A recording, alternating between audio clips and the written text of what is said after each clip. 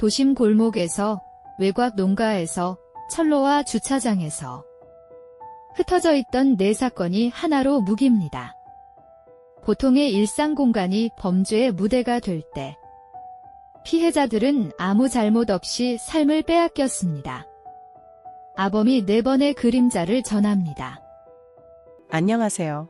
오늘도 저희 채널을 찾아주셔서 감사합니다.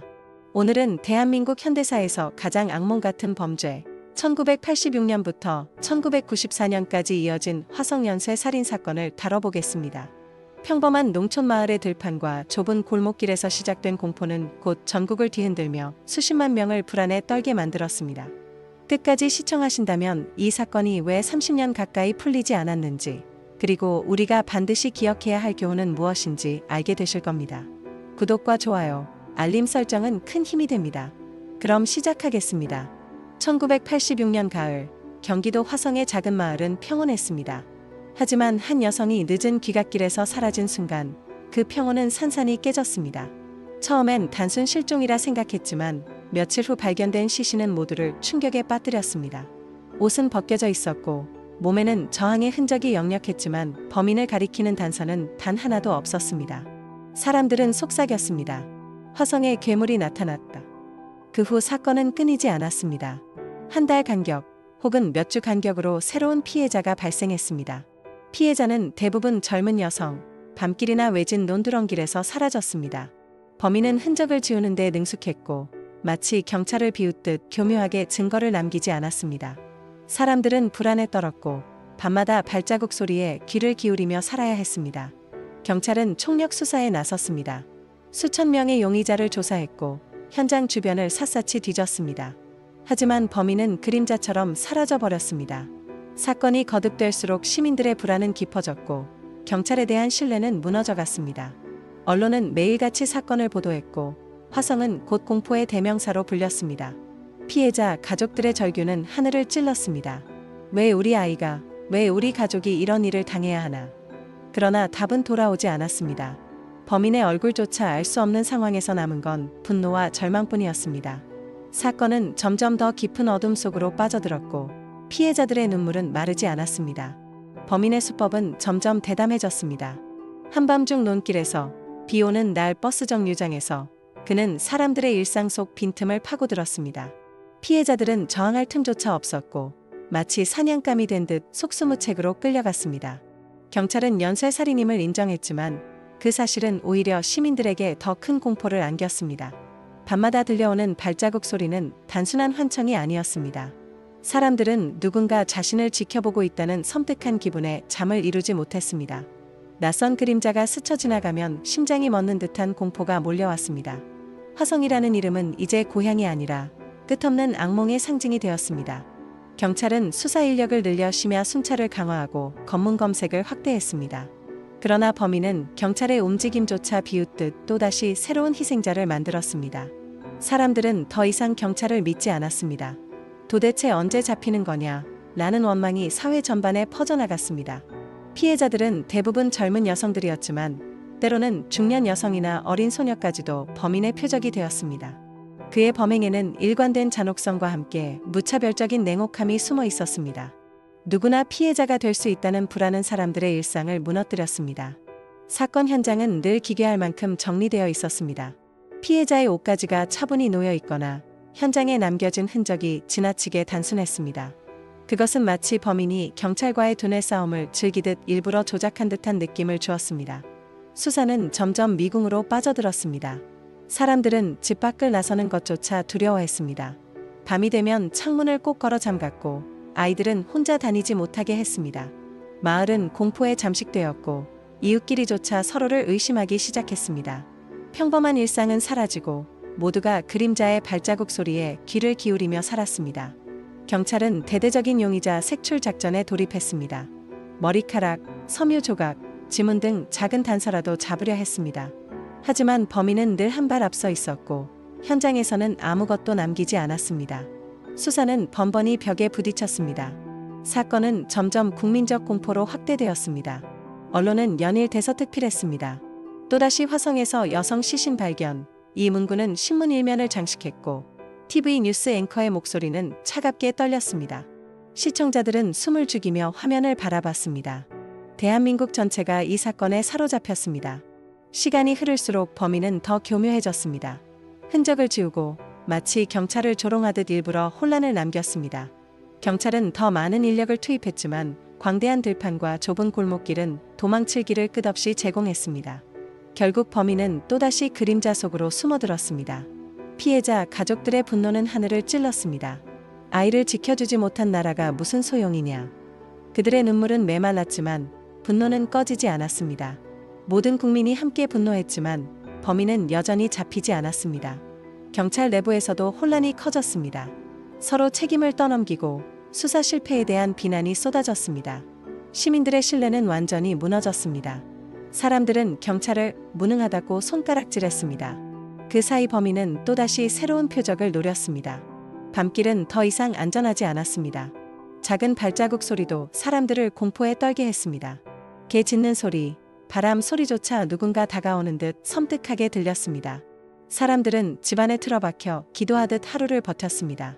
사건의 횟수는 늘어나고 피해자의 연령대는 다양해졌습니다. 범인은 누구도 예외로 두지 않았습니다. 누구나 피해자가 될 수 있다는 공포는 화성을 넘어서 대한민국 전체를 감쌌습니다. 사람들은 신문을 읽으며 다음은 혹시 나일까라는 불안을 느꼈습니다. 경찰은 용의자들의 얼굴을 확인하며 끝없는 신문을 이어갔습니다. 그러나 모든 길은 막혔습니다. 마을의 남성들은 죄인 아닌 죄인이 되었고 시민들은 서로를 의심했습니다. 공포는 단순한 사건을 넘어 사회 전체를 분열시키고 있었습니다. 범인은 늘 경찰의 시야에서 벗어났습니다. 누군가는 범인이 경찰 내부 사정을 아는 사람이라 추측했습니다. 누군가는 범인이 외지에서 온 괴물이라 했습니다. 소문은 끝없이 불어났고 진실은 더욱 멀어졌습니다. 사람들은 더 이상 누구도 믿지 못했습니다. 한밤중의 들판은 더욱 음산했습니다. 바람에 흔들리는 갈대 사이로 누군가 숨어있는 듯한 느낌이 퍼졌습니다. 여성들은 해가 지기 전에 서둘러 귀가했고 남성들조차 밤길을 피했습니다. 화성의 들판은 두려움의 상징이 되었습니다. 범인은 경찰을 농락하듯 범행을 이어갔습니다. 한 건이 해결되기도 전에 또 다른 피해자가 발생했습니다. 경찰은 쫓아가지만 늘 한 발 늦었습니다. 시간은 흘렀고 사건은 끝이 보이지 않았습니다. 사람들의 삶은 완전히 달라졌습니다. 밤마다 들려오는 발자국 환청은 모두의 심장을 조였습니다. 불 꺼진 방 안에서조차 누군가 자신을 지켜보는 듯한 기분이 들었습니다. 공포는 현실을 잠식했고 화성은 더 이상 평범한 고장이 아니었습니다. 이곳은 악몽의 무대가 되어버렸습니다. 경찰은 사건 현장에서 단서를 찾으려 애썼습니다. 하지만 발견되는 건 무의미한 흔적뿐이었습니다. 머리카락 하나, 천 조각 하나가 나오면 모두가 숨을 죽였지만 결국은 다른 사람의 것으로 판명되곤 했습니다. 수사팀의 좌절은 깊어져 갔습니다. 범인의 패턴은 섬뜩할 만큼 규칙적이었습니다. 밤길을 걷는 여성, 우산을 쓰고 있거나 혼자 귀가하는 사람. 이 단순한 조건이 맞아떨어지면 그림자는 빠짐없이 나타났습니다. 이 사실이 알려지자 사람들은 평범한 행동조차 두려워했습니다. 기본 텍스트 가로등 불빛은 오히려 더 섬뜩했습니다. 빛과 그림자가 교차할 때마다 마치 그 사이에서 괴물이 나타날 것 같았습니다. 사람들은 눈을 크게 뜨고 주위를 살폈지만 범인은 언제나 시야의 사각에 숨어 있었습니다. 공포는 시각과 청각을 모두 마비시켰습니다. 언론은 매일같이 새로운 분석을 내놓았습니다. 심리학자들은 범인의 심리를 추측했고 형사들은 과거의 사건들과 비교했습니다. 그러나 결론은 언제나 같았습니다. 범인은 여전히 잡히지 않았다. 이 문장은 국민들의 분노와 공포를 동시에 키웠습니다. 피해자들의 장례식은 눈물로 얼룩졌습니다. 검은 옷을 입은 가족들은 흐느끼며 마지막 작별을 고했습니다. 제발 잡아주세요. 그 울부짖음은 경찰청 앞에서 메아리 쳤습니다. 하지만 범인은 여전히 자유로웠습니다. 사건이 장기화될수록 괴담이 퍼졌습니다. 범인은 귀신이라는 소문, 군대 고위 간부가 숨겨주고 있다는 이야기, 심지어 외국에서 온 살인마라는 추측까지. 사람들은 근거 없는 이야기에 휩쓸리며 더 큰 혼란에 빠져들었습니다. 경찰은 과학 수사 기법을 동원했지만 그 시대의 기술은 턱없이 부족했습니다. 지문 채취는 한계가 있었고 DNA 분석은 아직 초기 단계였습니다. 수사는 늘 실패로 돌아갔습니다. 시간만 흘러갔고 범인은 여전히 그림자 속에서 웃고 있었습니다. 공포는 교육 현장까지 번졌습니다. 학교에서는 여학생들에게 밤길을 절대 혼자 다니지 말라고 경고했습니다. 교사들은 아침마다 인원을 확인했고 부모들은 교문 앞까지 자녀를 바래다 주었습니다. 그러나 불안은 사라지지 않았습니다. 한 형사는 밤새 사건 기록을 뒤졌습니다. 범인의 심리를 읽으려 했지만 도무지 단서를 잡을 수 없었습니다. 이 놈은 인간이 아니라 괴물이다. 그 말은 곧 사건을 바라보는 모든 사람들의 공통된 인식이 되었습니다. 경찰은 대규모 미끼 작전까지 펼쳤습니다. 여성 경찰관을 미끼로 세우고 밤길에 잠복했지만 범인은 마치 계획을 읽은 듯 그날은 나타나지 않았습니다. 수사망은 허망하게 무너졌습니다. 사건이 계속되자 사람들은 경찰보다 스스로를 믿기로 했습니다. 동네마다 자율방범대가 꾸려졌고 밤마다 횃불을 들고 순찰을 돌았습니다. 그러나 그 노력에도 불구하고 범인은 여전히 사람들의 눈을 피해갔습니다. 1980년대 후반 사건은 정점을 향했습니다. 피해자 수는 늘어만 갔고 화성은 죽음의 땅이라는 오명을 얻었습니다. 사람들은 언제 끝날지 모르는 이 공포 속에서 하루하루를 버텨야 했습니다. 범인의 그림자는 점점 더 거대하게 세상을 뒤덮고 있었습니다.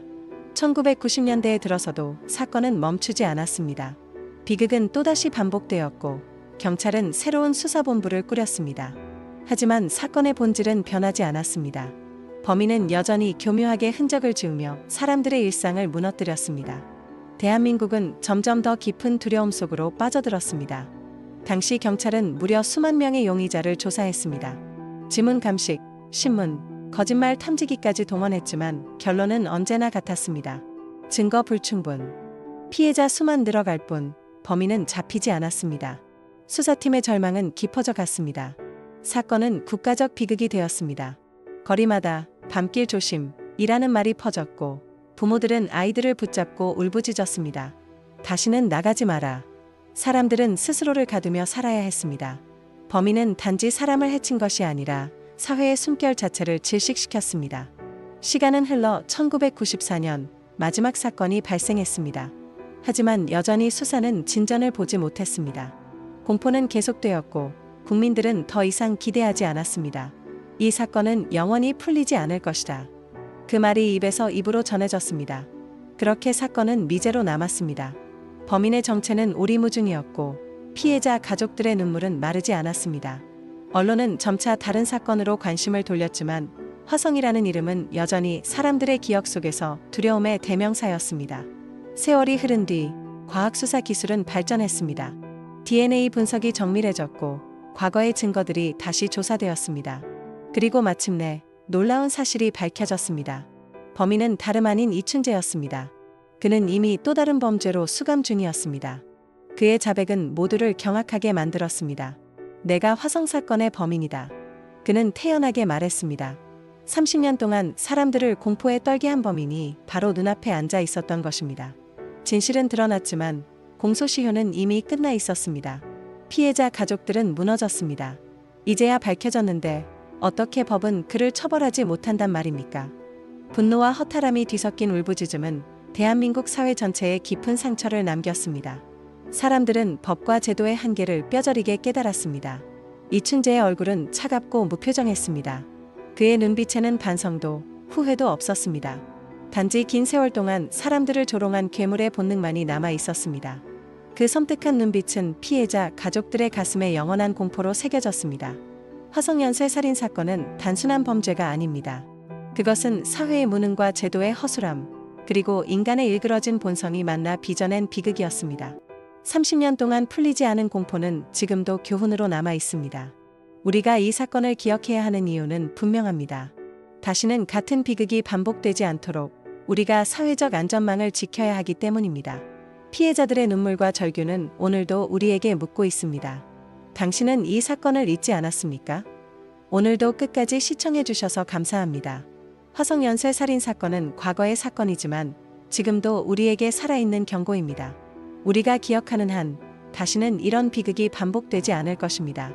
구독과 좋아요, 알림 설정은 큰 힘이 됩니다. 늘 건강하시고 다음 영상에서 뵙겠습니다. 감사합니다. 안녕하십니까? 금요 사건 파일, 아범입니다. 오늘은 인천에서 벌어진 참담하고도 충격적인 사건을 들려드리겠습니다. 겉으로는 평범한 남매의 일상 같았지만 그 속에는 상상조차 하기 힘든 어둠이 숨어 있었습니다. 인천 친누나 살인사건 지금부터 시작합니다. 2021년 2월 14일 인천 남동경찰서에 다급한 신고 전화가 걸려왔습니다. 딸이 일주일 넘게 집에 들어오질 않아요.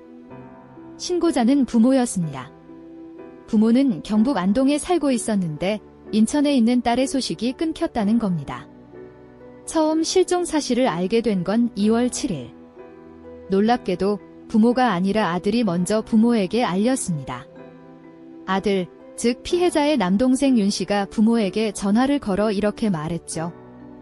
누나가 집에 안 들어와요.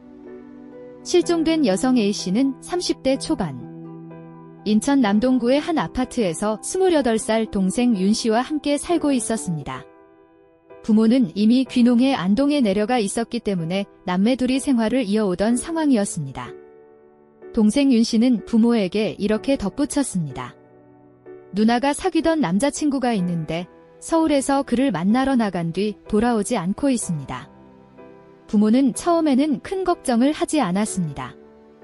성인이 된 딸이 연애를 하다가 외박할 수도 있다고 생각한 거죠. 하지만 시간이 지났습니다. 며칠, 또 며칠.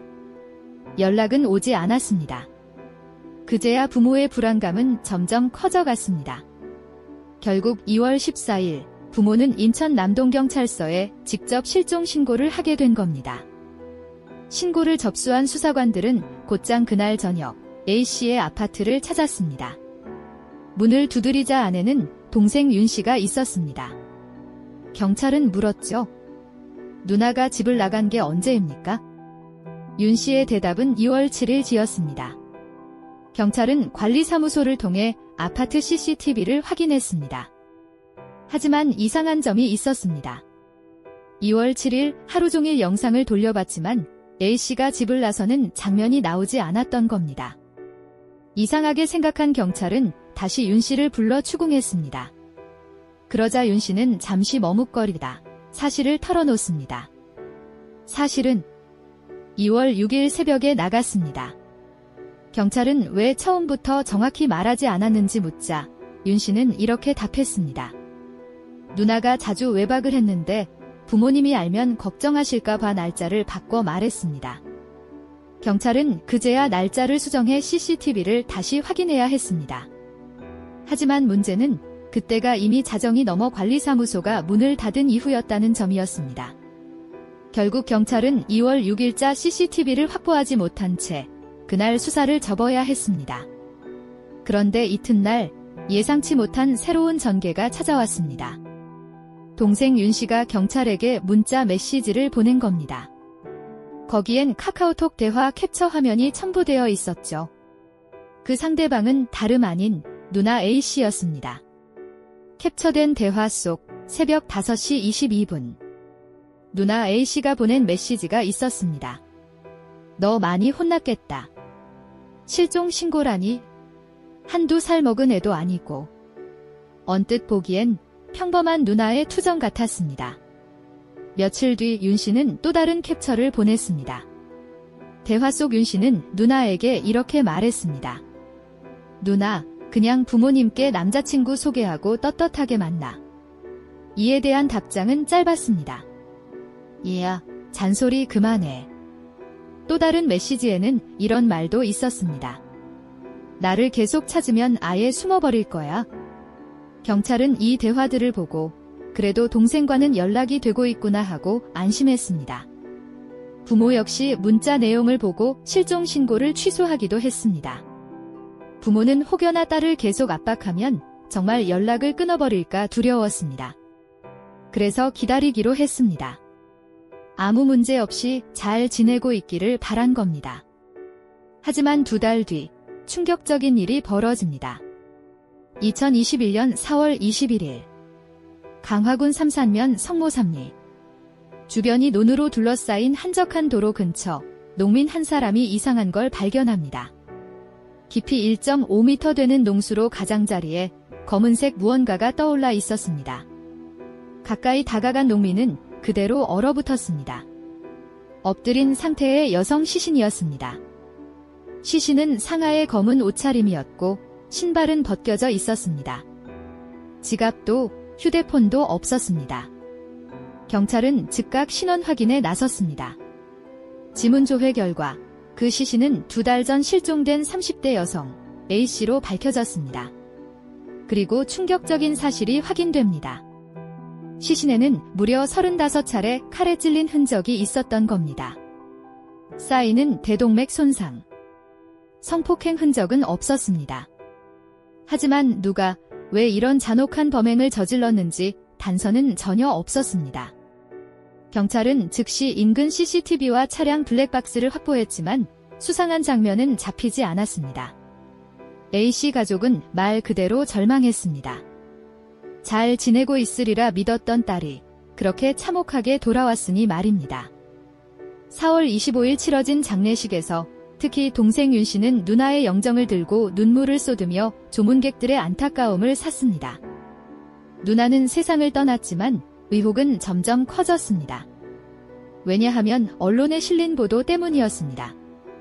어느 언론사는 가족이 실종 신고를 미리 하지 않았다고 보도한 겁니다. 이 소식을 본 윤 씨는 분노했습니다. 직접 기자에게 항해 메일을 보냈습니다. 저희는 할 수 있는 건 다 했습니다. 허위 보도는 유가족 가슴에 못을 박는 겁니다. 윤 씨의 태도는 억울한 피해자 가족 그대로였습니다. 그는 사람들의 동정을 샀습니다.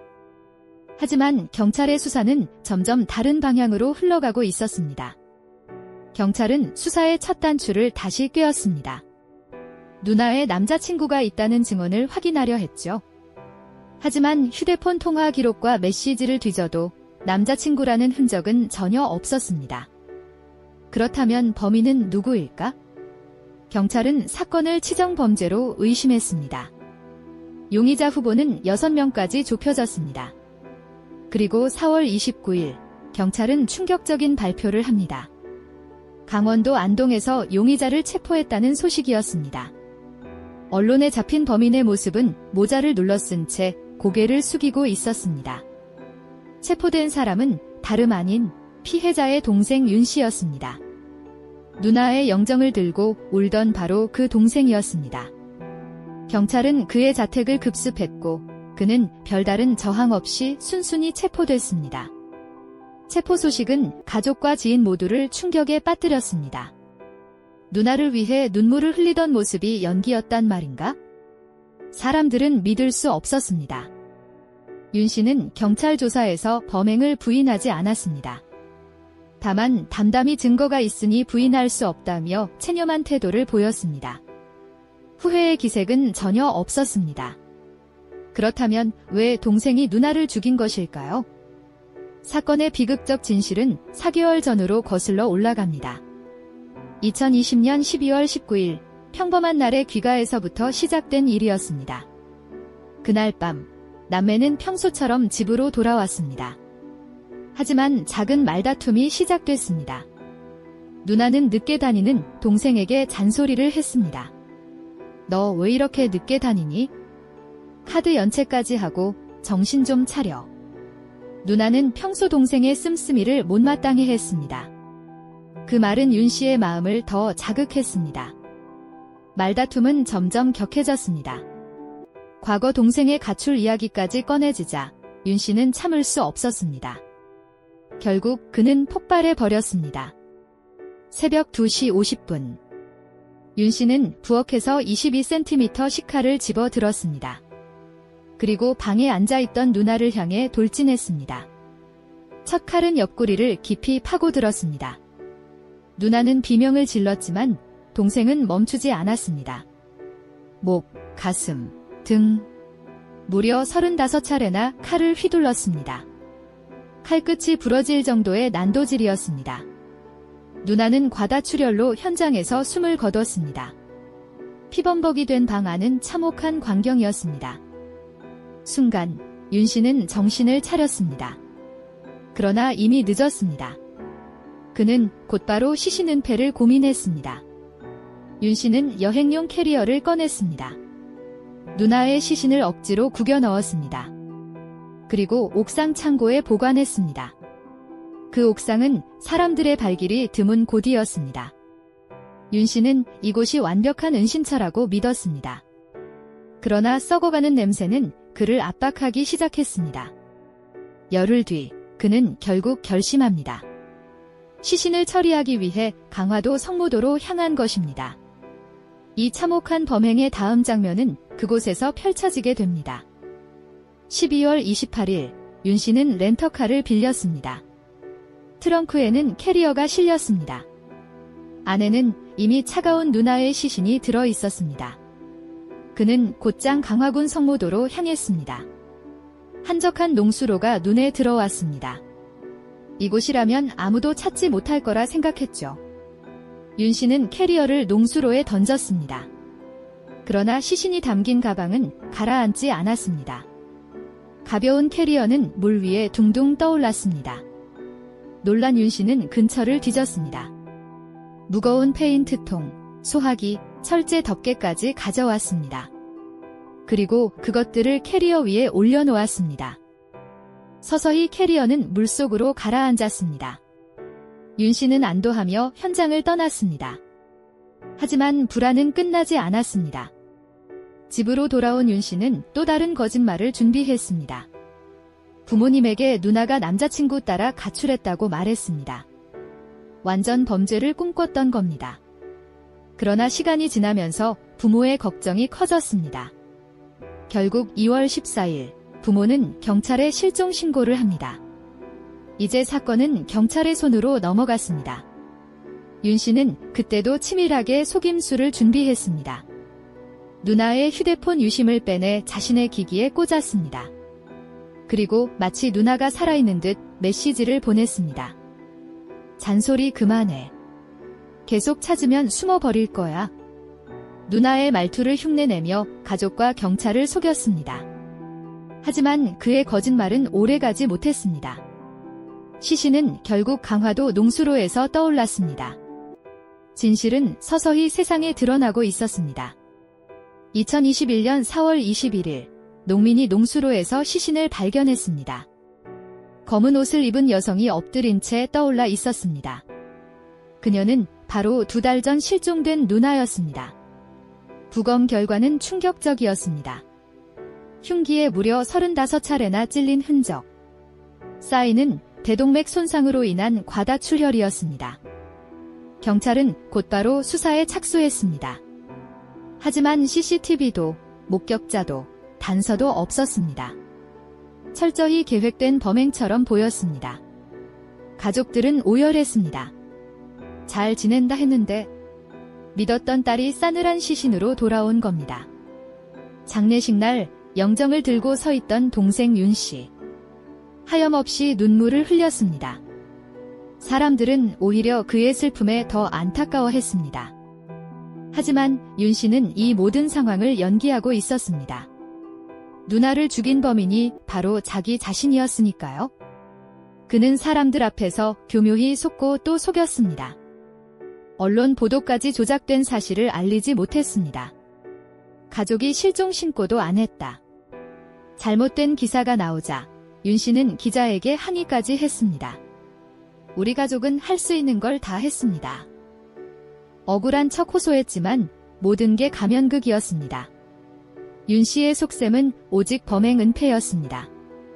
경찰은 여전히 사건을 추적했습니다.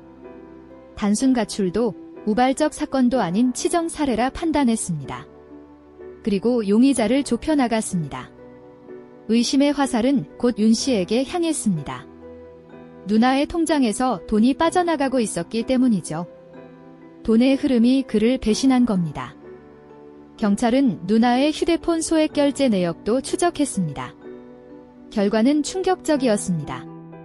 결제자는 바로 동생 윤 씨였습니다. 게다가 윤 씨는 누나 명의로 보험을 담보 삼아 1,000만 원 대출까지 받아 사용하고 있었습니다. 누나의 죽음을 이용해 돈을 빼돌린 것이었습니다. 처음엔 윤 씨를 전혀 의심하지 않았던 경찰. 하지만 금전 거래가 밝혀지자 태도가 달라졌습니다. 윤 씨가 유력 용의자로 떠오른 순간이었습니다. 경찰은 조심스럽게 움직였습니다. 윤 씨가 도주하지 않도록 함정을 파야 했습니다. 일부러 용의자는 6명이라는 거짓 정보를 언론에 흘렸습니다. 윤 씨는 그 말을 믿고 안도했습니다. 마치 자신이 안전하다고 생각한 듯 본가에서 태연히 TV를 보고 있었습니다. 그러나 경찰은 이미 포위망을 좁히고 있었습니다. DNA, 금융 내역, 거짓 문자 증거. 모든 퍼즐이 윤 씨에게 맞춰지고 있었습니다. 2021년 4월 29일, 경찰은 드디어 움직였습니다. 윤 씨는 부모님 집에서 전혀 모른 채 덮쳐 들어온 형사들에게 체포됩니다. 기자들 앞에 선 윤 씨는 고개를 숙이고 있었습니다. 하지만 반성은 아니었습니다. 그저 들켜버린 현실의 체념한 모습이었죠. 사람들은 경악했습니다. 누나를 찾는다며 눈물 흘리던 남동생이 실제로는 누나를 잔혹하게 죽인 범인이었으니까요. 윤 씨는 처음엔 모든 걸 부인했습니다. 하지만 증거와 압박 앞에 결국 진실을 털어놓았습니다. 잔혹한 범행의 전말이 드러나기 시작했습니다. 사건의 시작은 2020년 12월 19일 새벽이었습니다. 남매는 평소처럼 함께 귀가했지만 그날따라 분위기가 심상치 않았습니다. 누나는 늦게 들어온 동생을 나무랐습니다. 너 왜 이렇게 늦게 다니니? 정신 좀 차려. 잔소리가 이어졌습니다. 누나는 과거 동생의 가출까지 들먹이며 화가 누적된 마음을 쏟아냈습니다. 윤 씨는 얼굴이 붉게 달아올랐습니다. 누나의 말에 욱한 윤 씨는 욕설로 맞섰습니다. 서로 고성이 오가며 다툼이 커졌습니다. 분위기는 걷잡을 수 없이 험악해졌습니다. 그때 누나가 벽에 컵을 던졌습니다. 깨진 파편이 윤 씨 얼굴을 스쳤습니다. 분노는 극에 달했습니다. 윤 씨는 부엌으로 달려가 식칼을 집어들었습니다. 그리고 자신의 방 침대에 앉아있던 누나에게 그 칼을 그대로 꽂아 넣었습니다. 첫 칼은 옆구리였습니다. 하지만 멈추지 않았습니다. 윤 씨는 목, 가슴, 등으로 칼질을 이어갔습니다. 칼끝이 부러질 정도로 잔혹한 공격이었습니다. 누나는 과다 출혈로 결국 숨을 거두었습니다. 방 안은 피로 물들었습니다. 순간 윤 씨는 멍하니 누나의 시신을 바라봤습니다. 그리고 곧장 여행용 캐리어를 꺼내 들었습니다. 누나의 시신을 억지로 구겨 넣었습니다. 그는 캐리어를 아파트 옥상 창고에 숨겼습니다. 맨 꼭대기층에 살던 남매. 그곳은 거의 아무도 드나들지 않는 공간이었습니다. 옥상 창고에 캐리어를 숨긴 윤 씨. 그는 태연하게 집으로 돌아와 아무 일 없었다는 듯 일상을 이어갔습니다. 열흘 동안이나 시신은 그대로 방치됐습니다. 그 사이 윤 씨는 인터넷을 뒤져가며 시신 유기 장소를 찾기 시작했습니다. 그가 선택한 곳은 인천 강화군 성모도. 겨울이라 인적이 드물고 과거 가족과 함께 온 기억이 있는 곳이었습니다. 순간 윤 씨는 멍하니 누나의 시신을 바라봤습니다. 그리고 곧장 여행용 캐리어를 꺼내 들었습니다. 누나의 시신을 억지로 구겨 넣었습니다. 그는 캐리어를 아파트 옥상 창고에 숨겼습니다. 맨 꼭대기층에 살던 남매. 그곳은 거의 아무도 드나들지 않는 공간이었습니다. 옥상 창고에 캐리어를 숨긴 윤 씨. 그는 태연하게 집으로 돌아와 아무 일 없었다는 듯 일상을 이어갔습니다. 열흘 동안이나 시신은 그대로 방치됐습니다. 그 사이 윤 씨는 인터넷을 뒤져가며 시신 유기 장소를 찾기 시작했습니다. 그가 선택한 곳은 인천 강화군 성모도. 겨울이라 인적이 드물고 과거 가족과 함께 온 기억이 있는 곳이었습니다. 누나가 남자친구랑 나가서 집에 안 들어와요. 윤 씨는 마치 걱정스러운 척했습니다. 부모는 잠시 믿고 기다렸습니다. 하지만 시간이 지나도 누나는 돌아오지 않았습니다. 결국 부모는 경찰에 실종 신고를 하게 됩니다. 윤 씨의 치밀한 거짓은 그때부터 시작되었습니다. 경찰이 아파트 CCTV를 확인했지만 윤 씨의 거짓말에 휘말려 결정적인 단서를 놓치고 말았습니다. 그 사이 윤 씨는 누나의 휴대폰을 이용해 마치 살아있는 것처럼 꾸몄습니다. 가짜 메시지를 조작해 부모를 안심시켰습니다. 너 많이 혼났겠다. 실종 신고는 웬 말이야.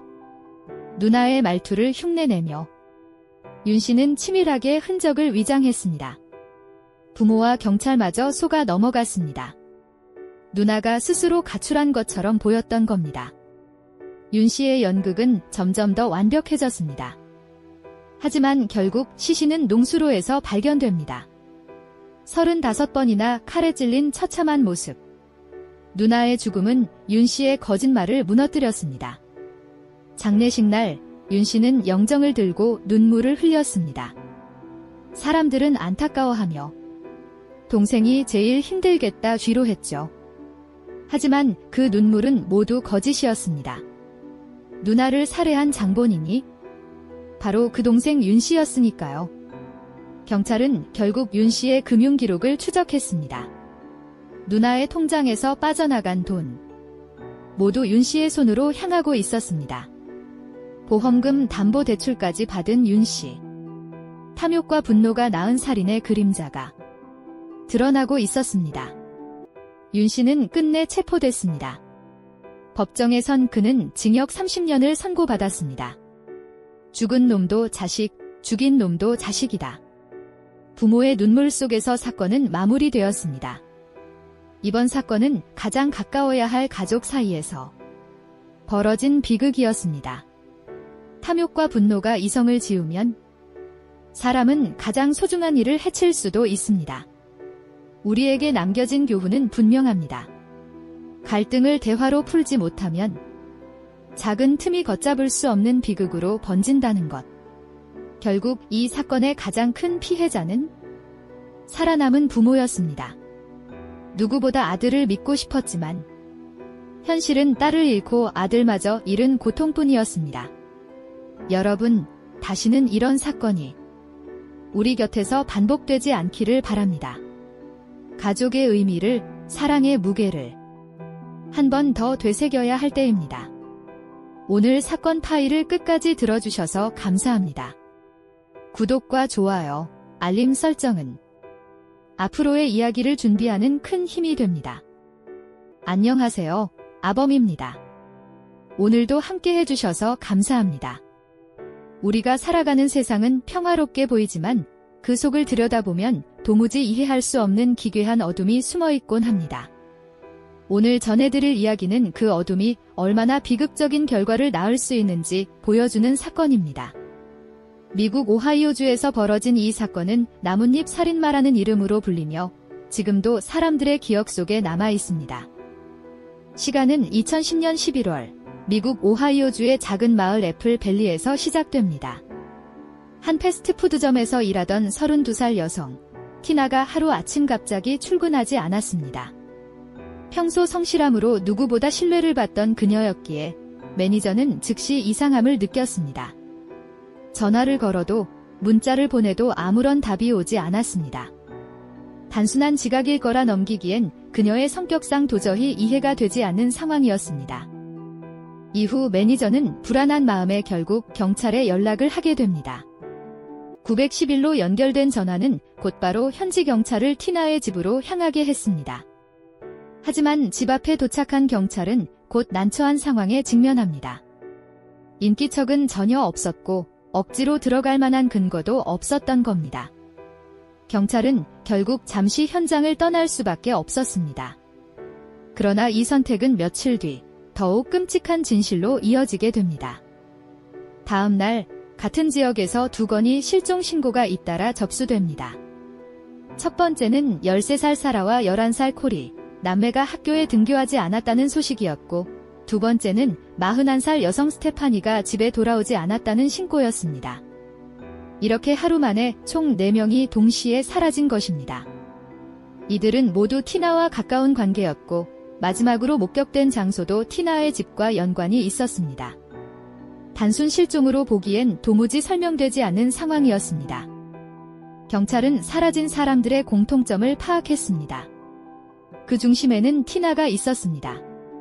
사라와 코리는 그녀의 아이들이었고 스테파니는 그녀의 절친한 친구였습니다. 결국 티나의 행방이 사건의 실마리라는 결론에 도달한 경찰은 다시 티나의 집을 급히 수색하기로 합니다. 현관문을 열고 들어선 순간 경찰은 충격적인 광경과 마주합니다. 집 안 곳곳에 넓게 번져있는 피자국, 벽에 흙 뿌려진 얼룩, 그리고 욕실까지 이어진 끌린 듯한 혈흔. 마치 누군가가 몸을 질질 끌고 간 흔적처럼 이어져 있었습니다. 욕실의 욕조 안에서는 사람의 피부 조직 일부가 발견되기도 했습니다. 거실, 침실, 욕실까지 이어진 피의 흔적은 이미 이곳에서 끔찍한 일이 벌어졌음을 분명히 말해주고 있었습니다. 그러나 가장 섬뜩한 점은 이토록 많은 혈흔에도 불구하고 정작 시신은 어디에도 없었다는 사실이었습니다. 심지어 집에서 키우던 작은 반려견까지도 함께 사라진 상태였습니다. 경찰은 현장을 살펴보며 즉시 추론했습니다. 티나와 두 아이, 그리고 스테파니가 집안에서 공격을 당했을 가능성이 크다. 피해 양으로 보아 생존은 어렵다고 판단했지만 이상하게도 흔적은 납치의 정황을 강하게 시사하고 있었습니다. 누군가는 의도적으로 시신을 치워 은폐한 것이 분명했습니다. 현장을 더욱 면밀히 살피던 경찰은 차고 쪽에서 눈에 띄는 물건들을 발견했습니다. 월마트 비닐봉지 안에 대형 방수포와 200리터짜리 쓰레기 봉투가 들어 있었습니다. 그것들은 분명히 평범한 가정집에서 쉽게 볼 수 없는 규모의 용품들이었습니다. 시신을 옮기거나 은폐할 때 사용됐을 가능성이 컸습니다. 다행히도 그 봉지 안에는 계산서가 남아 있었습니다. 경찰은 즉시 해당 영수증을 근거로 월마트 CCTV를 확인했습니다. 며칠 전 한 남성이 그 물건들을 계산하는 장면이 고스란히 찍혀 있었습니다. 영상 속 남성은 갈색 머리에 안경을 낀 20대 후반에서 30대 후반 사이로 보이는 백인이었습니다. 그는 장바구니를 밀며 계산을 마친 뒤 오하이오 번호판이 달린 토요타 야리스 차량을 타고 마트를 떠났습니다. 경찰은 차량 정보를 토대로 신원을 추적하기 시작했습니다. 그러던 중 한 수사관은 낯설지 않은 얼굴이라며 CCTV 속 남자를 유심히 바라봤습니다. 불현듯 며칠 전 기억이 떠올랐습니다. 사건 발생 직후 인근 도로를 순찰하던 경찰이 수상한 트럭 한 대를 발견했었는데 그 운전자가 바로 같은 얼굴이었던 겁니다. 그때 그는 여자친구를 기다린다며 둘러댔지만 정작 여자친구 이름을 사라라고 말했습니다. 실종된 티나의 딸 이름이었습니다. 경찰은 즉시 수사망을 좁혔습니다. 토요타 야리스 차량 소유자 명단을 대조한 결과 CCTV 속 인물은 30대 남성 별표 매튜 호프먼 별표로 확인됩니다. 그는 이미 지역 경찰에게 몇 차례 기록이 남아있던 문제 인물이었습니다. 2010년 11월 14일 아침, 경찰은 특수부대를 동원해 매튜의 집을 전격 급습했습니다. 현관문을 열고 들어서는 순간 수사관들은 숨을 삼킬 수밖에 없었습니다. 거실 바닥은 보이지 않을 정도로 두껍게 쌓인 나뭇잎으로 가득 차 있었던 겁니다. 그 높이는 무려 1m에 달했습니다. 집안 곳곳에 놓여있는 검은 쓰레기 봉투 수십 개, 심지어 욕실 안에도 줄지어 쌓여 있었습니다. 경찰은 혹시 그 안에 시신이 들어있는 건 아닐까 두려운 마음으로 하나하나 열어보았습니다. 하지만 그 안에는 모두 낙엽이 가득 들어있을 뿐이었습니다. 이해할 수 없는 광경에 수사관들은 혼란스러웠습니다. 왜 한 집안에 이렇게 많은 낙엽이 쌓여 있었을까? 매튜는 낙엽을 집착적으로 모아 집안을 채우고 있었던 것입니다. 벽에는 이해할 수 없는 낙서와 기괴한 그림들이 그려져 있었고 그 집은 마치 인간이 아닌 다른 세계가 거주하는 장소처럼 느껴졌습니다. 그러나 충격은 거기서 끝나지 않았습니다. 수사관들은 집 안을 샅샅이 뒤지던 중 낙엽 더미 사이에 가려진 작은 문을 발견했습니다.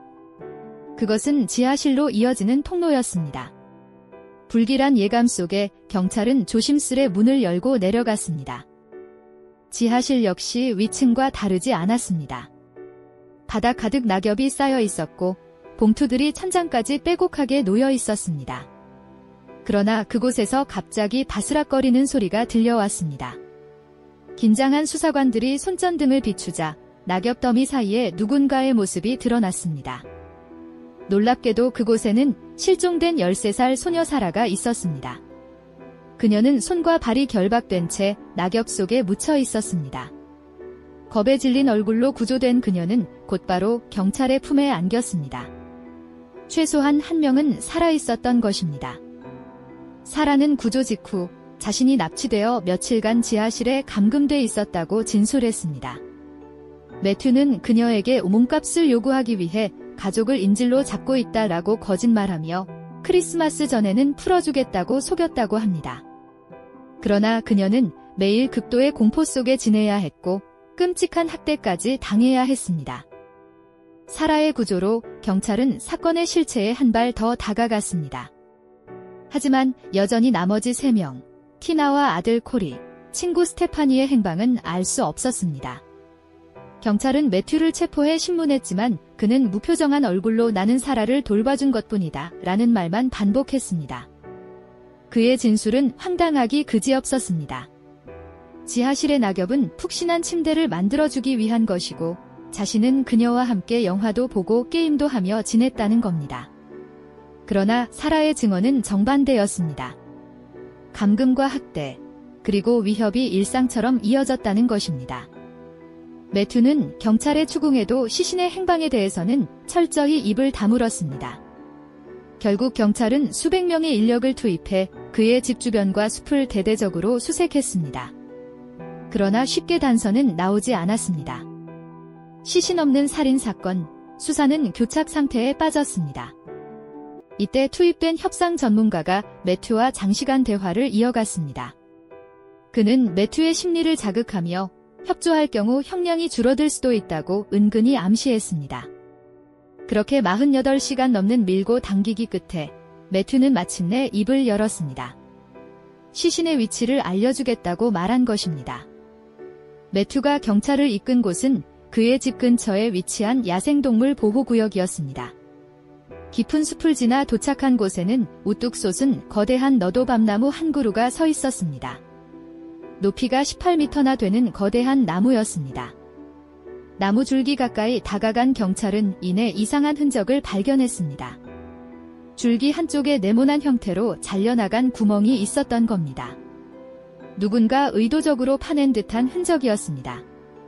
경찰이 조심스레 판자를 제거하자 그 안에서 텅 빈 공간이 드러났습니다. 그리고 그 안에는 3구의 시신이 차례로 숨겨져 있었습니다. 티나, 코리, 그리고 스테판이었습니다. 이들과 함께 사라졌던 반려견의 사체까지 함께 들어 있었습니다. 모두가 참혹하게 숨진 채 나무 속에 봉인되어 있던 것입니다. 경찰은 경악을 금치 못했습니다. 낙엽으로 집 안을 채우고 시신을 나무 속에 숨긴다는 발상 자체가 인간의 이성으로는 도저히 이해할 수 없는 행동이었기 때문입니다. 언론은 즉시 이 사건을 나뭇잎 살인마 사건이라 부르기 시작했습니다. 수사 결과 매튜는 범행 전날부터 이미 모든 준비를 마쳤던 것으로 드러났습니다. 장갑과 박스테이프, 칼과 비닐봉투까지 구입하며 빈집 털이를 계획했습니다. 하지만 그가 우연히 본 티나의 집 차고문이 반쯤 열린 모습을 보고 목표를 정한 것입니다. 사건 당일 아침, 티나가 아이들을 학교에 데려다 주기 위해 집을 비운 사이 매튜는 몰래 침입했습니다. 그는 집 안 곳곳을 뒤지며 돈과 귀중품을 챙겼습니다. 그러나 예상치 못하게 티나가 집으로 돌아오자 그는 칼을 꺼내 들어 그녀를 공격했습니다. 첫살인이 저질러진 순간이었습니다. 곧이어 친구 스테파니가 집을 방문했습니다. 현관이 잠겨있지 않았던 탓에 자연스럽게 들어왔지만 그 앞에 기다리고 있던 것은 피 묻은 칼을 든 매튜였습니다. 스테파니 역시 저항할 틈도 없이 끔찍한 최후를 맞이했습니다. 심지어 집 안을 뛰어다니며 지저대던 작은 반려견마저 그의 손에 목숨을 잃었습니다. 매튜는 이때 이미 이성을 잃고 단순한 도둑이 아니라 살인자로 돌변해 있었습니다. 그의 눈에는 인간의 생명이나 동물의 생명이나 아무런 차이가 없었습니다. 매튜는 시신들을 욕실로 끌고 가 잔혹하게 훼손했습니다. 그는 봉투에 토막을 담아 차고에 숨겨두려 했지만 시간이 너무 오래 걸렸습니다. 그때 현관문이 열리고 집으로 돌아온 이는 티나의 아이들이었습니다. 가장 먼저 들어온 11살 소년 코리는 상황을 파악하기도 전에 매튜의 칼에 쓰러지고 말았습니다. 그는 차가운 욕실 바닥으로 끌려가 어머니와 스테파니의 시신 곁에 놓였습니다. 뒤이어 집안에 들어온 13살 소녀 사라는 오빠가 사라진 것을 눈치채기도 전에 뒤에서 덮쳐졌습니다. 그녀는 눈과 입이 가려진 채 결박당했고 공포 속에 아무 말도 하지 못했습니다. 매튜는 그녀를 살려두기로 했습니다. 그날 밤 매튜는 집안에서 3사람의 시신을 처리한 뒤 봉투에 담아 자신의 차에 실었습니다. 그리고 남은 사라는 차 뒷좌석에 묶인 채 태워졌습니다. 이렇게 해서 그는 한 가족과 그 친구의 삶을 단숨에 끝내버린 것입니다. 매튜는 집으로 돌아오자마자 사라를 지하실에 감금했습니다. 어두운 공간, 발밑에 깔린 낙엽의 바스락거림, 결박된 몸, 어린 소녀는 어디로 끌려온 건지도 모른 채 떨며 울 수밖에 없었습니다. 한편 그는 새 구의 시신을 처리할 방법을 고민했습니다. 시신의 양은 많았고 그가 감당하기엔 버거운 일이었습니다. 하지만 그의 집착은 자연스레 숲으로 향했습니다. 평소 눈여겨본 야생보호구역의 거대한 나무. 그는 그곳에 시신을 숨기기로 했습니다. 숲속 깊이 자리한 너도밤나무의 속을 파내고 그 안에 시신과 반려견의 사체를 차례로 집어넣었습니다. 나무는 거대한 무덤이 되었고 그의 범행은 철저히 은폐되었습니다. 언뜻 보면 아무도 그 속에 3사람의 죽음이 숨어있다는 걸 알 수 없었습니다. 모든 것을 마친 매튜는 기괴한 안도감에 휩싸였습니다. 그는 낙엽을 모아 집안을 가득 채우고 사라에게 거짓말을 늘어놓으며 며칠을 보냈습니다. 마치 자신이 새로운 세계를 창조하는 주인공이라도 된 듯한 태도였습니다. 그러나 경찰의 포위망은 이미 그를 향해 좁혀지고 있었습니다. 사라의 가족은 연락이 닿지 않자 곧 실종 신고를 냈고 지역사회는 발칵 뒤집혔습니다. 언론은 연달아 사라진 4명의 인물과 기괴한 현장을 보도했고 주민들은 공포에 떨기 시작했습니다. 경찰은 매튜를 주요 용의자로 특정하며 압박을 가했습니다. 그러나 매튜는 체포 직전까지도 태연했습니다. 경찰에게 붙잡힌 후에도 그는 차분히 앉아 나는 아무 잘못도 하지 않았다고 주장했습니다. 신문 과정에서도 그는 사라를 보호하고 있었다는 황당한 거짓말을 반복했습니다. 하지만 사라의 증언은 모든 진실을 밝혔습니다. 그녀는 며칠 동안 낙엽 속에 감금돼 있었고 매튜의 학대와 위협에 시달렸다고 말했습니다. 그녀의 목소리는 떨렸지만 사실을 부정할 수 없는 생생한 증거였습니다. 경찰은 결국 숲속 나무 안에서 발견된 새 구의 시신과 반려견의 사체, 그리고 사라의 증언을 근거로 매튜에게 살인, 유기, 납치, 성범죄 혐의를 모두 적용했습니다. 세상은 이 기괴한 범인을 나뭇잎 살인마라 부르며 경악을 금치 못했습니다. 재판 과정에서 드러난 매튜의 과거는 충격적이었습니다. 그는 이미 방화와 절도, 폭행 등으로 여러 차례 전과가 있었습니다. 교도소 생활을 마친 뒤에도 사회에 적응하지 못했고 일정한 직업조차 없었습니다. 그는 매일 숲속을 배회하며 나뭇잎을 수집하는 기괴한 집착을 드러냈습니다. 심리평가에 따르면 그는 망상, 장애와 강박적인 성향을 지니고 있었습니다. 나뭇잎을 모아 집을 채우는 행동, 그리고 시신을 나무 속에 숨긴 발상은 모두 그의 비틀린 집착의 결과였습니다. 전문가들은 그가 현실과 환상을 구분하지 못했다고 분석했습니다. 검찰은 매튜의 범행을 철저히 계획된 연쇄살인으로 규정했습니다. 빈집털이로 시작했지만 결국 인간의 생명을 아무렇지 않게 앗아간 살인으로 이어졌기 때문입니다. 그 과정에서 보인 그의 냉정한 태도와 기괴한 행동은 교화 가능성이 없음을 분명히 했습니다. 결국 법원은 매튜에게 가석방 없는 종신형을 선고했습니다. 그는 살아있는 동안 결코 감옥을 벗어날 수 없게 되었습니다. 그러나 유가족들의 상처는 치유되지 않았습니다. 특히 살아남은 사라는 긴 세월 동안 그날의 악몽에서 벗어나지 못한 채 평생을 감당해야 했습니다. 사건 이후 지역사회는 깊은 충격에 빠졌습니다. 평화롭던 마을에서 벌어진 기괴한 살인극은 누구도 예상치 못한 비극이었습니다. 주민들은 낯선 이웃에 대한 불신을 키웠고 아이들이 혼자 다니지 못하게 막는 분위기가 이어졌습니다. 언론은 연일 이 사건을 대서특필하며 범인의 기괴한 집착을 집중적으로 보도했습니다.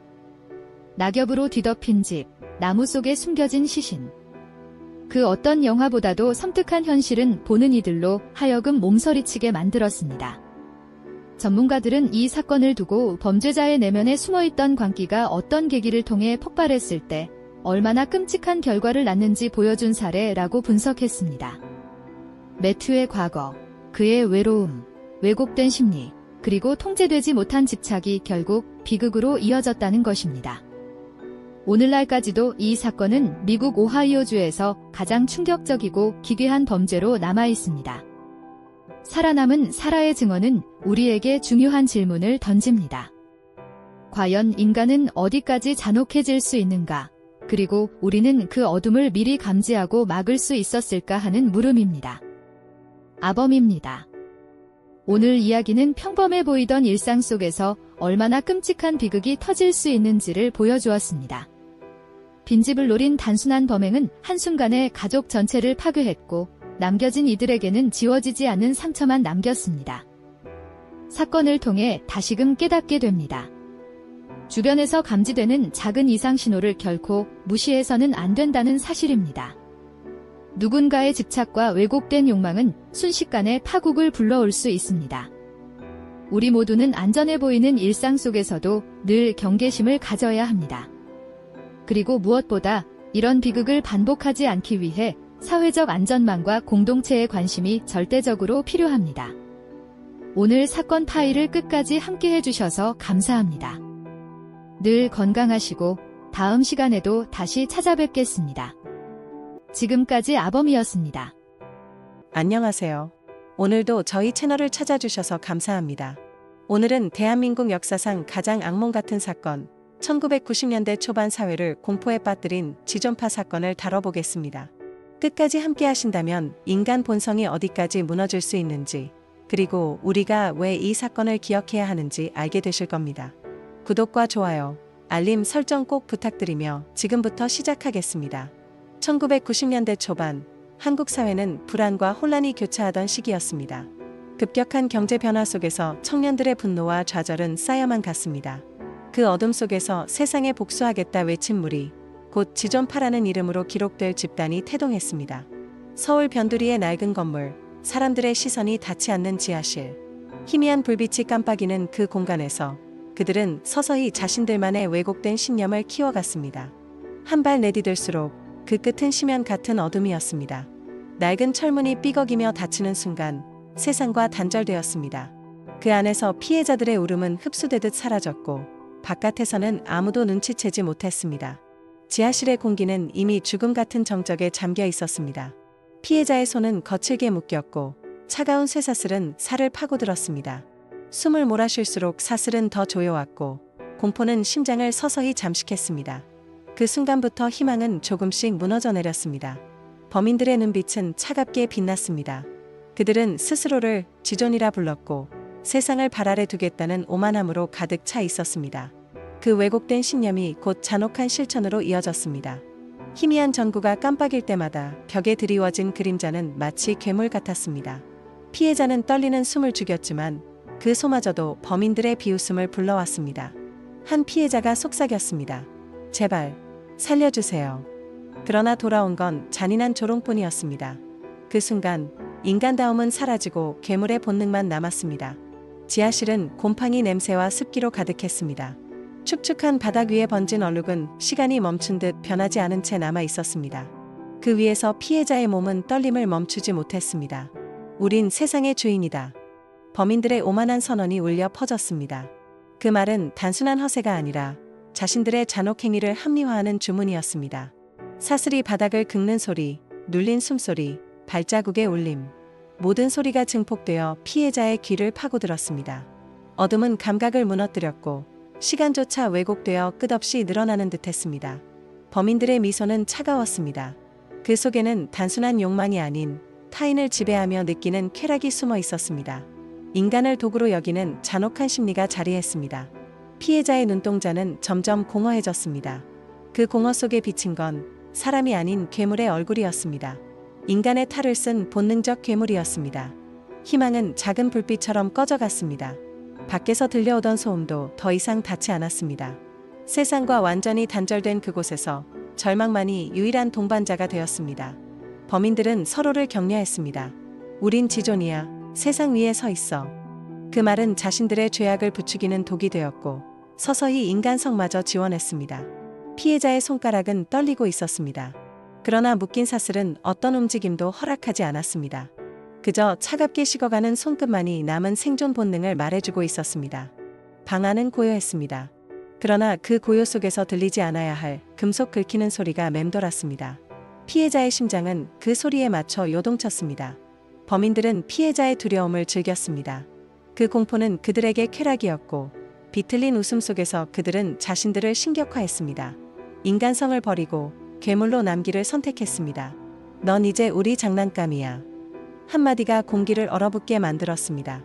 피해자는 숨조차 멈춘 듯 얼어붙었고 희망은 완전히 무너져 내렸습니다. 지하실의 벽에는 오래된 얼룩이 남아 있었습니다. 그 얼룩은 과거의 흔적이자 앞으로 닥칠 미래의 경고처럼 보였습니다. 피해자는 그 사실을 외면할 수 없었습니다. 여길 나가면 누가 믿어줄까? 범인의 조롱이 메아리 쳤습니다. 그 말은 피해자의 마지막 자존심까지 짓밟으며 철저한 무력감만 남겼습니다. 그 순간 위층에서 들린 발자국 소리, 피해자의 눈에 희망이 번졌습니다. 그러나 범인의 번뜩이는 눈빛이 그 희망을 무참히 끊어내고 말았습니다. 발자국 소리는 점점 멀어져 갔습니다. 피해자의 희망은 꺼져가는 촛불처럼 흔들리다 차갑게 꺼져버렸습니다. 철문은 다시 무거운 침묵 속에 잠겼습니다. 범인의 발소리는 의도적으로 크게 울렸습니다. 그 울림은 공포를 더 키웠고 피해자의 심장은 그 박자에 맞춰 미친 듯이 요동쳤습니다. 희미한 전구는 다시 깜빡이며 위태롭게 빛났습니다. 그 불빛이 비출 때마다 피해자의 눈동자는 절망으로 젖었고 그 절망은 방 안 전체를 잠식했습니다. 넌 우리 소나귀에 있어. 범인의 목소리는 낮고 서늘했습니다. 그 말은 단순한 협박이 아니라 피해자의 정신을 무너뜨리는 칼날이었습니다. 지하실의 공기는 점점 무거워졌습니다. 곰팡이와 녹슨 철 냄새가 섞여 숨쉬는 것조차 고통이 되었습니다. 피해자는 서서히 의식을 잃어갔습니다. 범인들의 눈빛은 번뜩였습니다. 그들은 스스로를 왕이라 불렀고 그 말은 자신들의 탐욕과 잔혹을 합리화하는 신념으로 변했습니다. 피해자의 귀에는 이상한 소리가 들렸습니다. 멀리서 울리는 듯한 금속 긁는 소리, 그 소리는 현실인지 환상인지 분간할 수 없었고 그의 정신을 점점 붕괴시켰습니다. 넌 우리 뜻대로 움직여야 해. 범인의 말은 조롱이 섞여 있었습니다. 그 조롱은 피해자의 의지를 꺾었고 남은 건 두려움에 얼어붙은 심장뿐이었습니다. 지하실의 벽에는 과거의 흔적이 남아 있었습니다. 칠이 벗겨진 틈새마다 이전에 여기서 고통받던 이들의 절규가 아직도 메아리치는 듯했습니다. 피해자의 눈에서 눈물이 흘렀습니다. 그 눈물은 곧장 바닥에 떨어져 차가운 시멘트 위에 작은 자국을 남겼습니다. 그러나 누구도 그것을 보지 않았습니다. 범인들의 웃음소리는 서늘했습니다. 그 웃음은 인간의 것이 아니었습니다. 그것은 마치 괴물의 포유처럼 공간 전체를 뒤흔들었습니다. 범인들의 웃음소리는 서늘했습니다. 그 웃음은 인간의 것이 아니었습니다. 그것은 마치 괴물의 포유처럼 공간 전체를 뒤흔들었습니다. 범인은 피해자의 눈을 똑바로 바라보며 말했습니다. 넌 이미 우리 것이다. 그 말은 마치 저주처럼 피해자의 영혼을 묶어버렸습니다. 어둠 속에서 갑자기 전구가 꺼졌습니다. 순간 방 안은 완전한 암흑에 잠겼습니다. 피해자는 아무것도 보지 못한 채 오직 심장 박동만을 들었습니다. 암흑 속에서 들려온 건 낮은 숨소리. 그 숨소리는 범인의 것이었고 바로 옆에서 들려오는 듯 피해자의 귓가를 파고들었습니다. 순간 전구가 다시 켜졌습니다. 그 빛 속에서 보인 건 범인의 미소. 그 미소는 인간적인 온기가 전혀 없었고 차갑고 비틀린 쾌락만이 남아 있었습니다. 피해자의 몸은 본능적으로 떨렸습니다. 그러나 묶인 손과 발은 어떤 도망도 허락하지 않았습니다. 그저 절망 속에서 몸부림칠 뿐이었습니다. 범인들의 조롱은 끝없이 이어졌습니다. 내가 울면 울수록 우린 강해져. 그 말은 피해자의 심장을 갈갈이 찢으며 희망의 마지막 불씨까지 꺼뜨렸습니다. 지하실의 벽은 차가웠습니다. 피해자의 등이 닿을 때마다 그 차가움은 마치 죽음의 예고처럼 온몸을 파고들었습니다. 피해자의 눈빛은 흐려졌습니다. 그러나 그 흐린 눈동자 속에서도 살고 싶다는 본능은 아직 꺼지지 않고 남아 있었습니다. 범인은 피해자의 얼굴을 들여다보며 느리게 속삭였습니다. 넌 아직 끝나지 않았다. 그 말은 공포를 또다시 불러왔습니다. 순간 철문 밖에서 바람이 스쳤습니다. 그 바람은 자유를 암시하는 듯했지만 곧 범인의 웃음소리가 겹치며 희망은 다시 무너져 내렸습니다. 지하실 공기는 점점 더 무거워졌습니다. 피해자의 숨소리는 끊어질 듯 이어졌고 범인의 그림자는 벽 위에서 크게 일렁였습니다. 그 그림자는 마치 끝없는 공포를 상징하는 듯했습니다. 범인들은 서로를 바라보며 웃었습니다. 그 웃음은 차갑고 잔인했습니다. 피해자의 두려움이 깊어질수록 그들은 더욱 만족스러워했습니다. 넌 절대 벗어날 수 없어. 범인의 목소리는 낮고 단호했습니다. 그 말은 피해자의 마지막 희망까지 잔인하게 끊어내고 말았습니다. 벽에 번진 얼룩은 더 짙게 보였습니다. 그 얼룩은 과거와 현재의 공포가 겹쳐진 흔적처럼 번져 있었고 피해자는 절망 속에 눈을 감았습니다. 사슬이 다시 한번 울렸습니다. 그 금속음은 방 안을 메웠고 피해자의 심장은 그 소리에 맞춰 끝없이 떨렸습니다. 우린 지존이야. 범인의 선언은 또다시 울려 퍼졌습니다. 그 말은 스스로에게 최면처럼 작용했고 그들의 오만은 극에 달했습니다. 피해자는 마지막 힘을 다해 몸부림쳤습니다. 그러나 사슬은 단단히 묶여 어떤 희망도 허락하지 않았습니다. 그 순간 범인의 웃음이 겹쳐 들려왔습니다. 지하실 전구가 크게 흔들렸습니다. 빛과 그림자가 번갈아 번쩍이며 공간은 혼란에 빠졌고 피해자의 눈동자는 더욱 흔들렸습니다. 범인은 느리게 다가와 속삭였습니다. 넌 우리 뜻대로만 살 수 있어. 그 말은 저주처럼 피해자의 귀에 남아 심장을 짓눌렀습니다. 어둠은 점점 더 짙어졌습니다. 피해자의 의식은 흐려졌고 그 흐린 시야 속에서 보인 건 괴물 같은 범인의 미소였습니다. 피해자는 마지막으로 외쳤습니다. 제발, 살려달라. 그러나 그 절규는 두꺼운 벽에 막혀 공허하게 사라졌습니다. 범인의 발걸음은 천천히 울렸습니다. 그 소리는 마치 죽음의 카운트다운 같았고 피해자는 점점 더 깊은 절망 속으로 끌려 들어갔습니다. 순간 철문 밖에서 요란한 소리가 났습니다. 범인들은 서로를 바라보며 긴장했고 피해자의 눈에는 다시 희망이 희미하게 번져 올랐습니다. 철문이 강하게 두드려졌습니다. 범인의 오만한 미소가 깨지고 두려움이 그들의 얼굴에 번졌습니다. 마침내 균열이 생기기 시작했습니다. 끝까지 우린 지존이다. 범인의 외침은 마지막 몸부림이었습니다. 그러나 그 목소리는 흔들렸고 곧 다가올 붕괴를 막을 수 없었습니다. 철문이 열리며 빛이 쏟아졌습니다. 그 빛은 오랫동안 갇혀있던 어둠을 찢었고 범인들의 눈빛은 공포로 얼어붙었습니다. 지옥 같은 공간은 무너져 내렸습니다. 경찰의 손이 범인들을 제압했습니다. 그들의 오만한 눈빛은 순식간에 사라졌고 남은 건 초라한 패배자의 얼굴뿐이었습니다. 피해자는 눈물을 흘리며 쓰러졌습니다. 재판정에 선 범인들은 여전히 자신들의 잘못을 인정하지 않았습니다. 그러나 증거와 증언은 명확했고 그들의 운명은 이미 정해져 있었습니다. 사회는 충격에 빠졌습니다. 뉴스는 연일 지존파 사건을 다뤘고 국민들은 인간이 어디까지 잔혹해질 수 있는지 몸서리치며 지켜봤습니다. 그 사건은 단순한 범죄가 아니었습니다. 사회가 가진 균열과 무관심, 그리고 인간의 일그러진 욕망이 만들어낸 비극 그 자체였습니다. 지존파 사건은 단순히 과거의 흉악범죄가 아닙니다. 그것은 사회의 틈과 인간의 나약함이 맞물리며 만들어낸 끔찍한 비극이었고 지금도 우리에게 경고를 던지고 있습니다. 우리가 이 사건을 기억해야 하는 이유는 단 하나, 다시는 이런 일이 반복되지 않도록 하기 위함입니다. 오늘도 끝까지 함께해 주셔서 감사합니다. 구독과 좋아요, 알림 설정 꼭 부탁드립니다.